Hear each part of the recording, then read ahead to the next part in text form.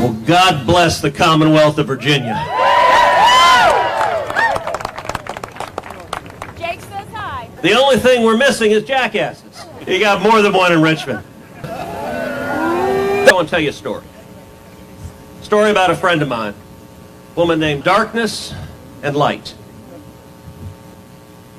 She passed away a few years ago. But she used to be the RNC committee woman from Texas. She told me a story how she was driving home one night. She got pulled over on the freeway. Officer walked up to the window. She rolled the window down. Before they started, she said, "Officer, I need to tell you, I've got a .45 under the driver's seat right here." And she said, "In my purse, there's a .38 revolver." And she said, "In the glove compartment, there's a Glock 9mm. And the officer looks at her and says, "Goodness gracious, what on earth are you afraid of?" She says, "Nuts." You know, Washington is a city that combines Southern efficiency with Northern hospitality. But now,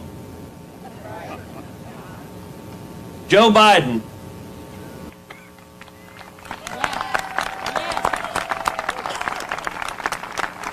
I introduced an amendment, said, all right, you want to send $1,400 checks to everybody. I introduced an amendment to say, let's send the checks to millions of illegal immigrants in this country. So I introduced another amendment. I said, let's send stimulus checks to criminals currently incarcerated. If you're in jail, if you're in a 6x10 concrete box, maybe you should get a check. We voted on it on the Senate floor. Every single Democrat voted no. Failed by one vote. The next week I decided, all right. So I introduced another amendment. Let's send checks to rapists. If you committed the horrible crime of rape, let's send you a check. Nope, Democrats objected. I tried one last time. I said, all right, let's go for child molesters. By the way, in Texas, we have a penological approach to child molesters. We got to send them checks too. So our government just sent $1,400 checks to millions of illegal immigrants, to murderers, rapists, and child molesters. Representing Texas, I've spent a lot of time down at our southern border. We went out on midnight patrol with the Border Patrol, went down to the shore of the Rio Grande, yelling at the Border Patrol, taunting the Border Patrol, saying, you can't stop us. There's nothing you can do to stop us.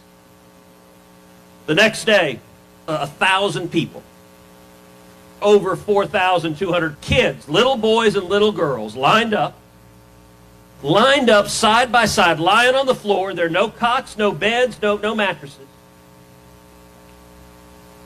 Side by side, touching each other, wrapped in reflective emergency blankets. And I pulled out my cell phone. Yes. And started taking pictures and started taking video. Yes.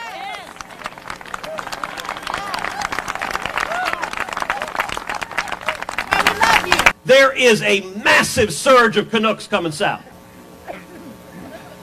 And then we're seeing an assault on our liberties, our fundamental rights, our free speech, our religious liberty, our Second Amendment.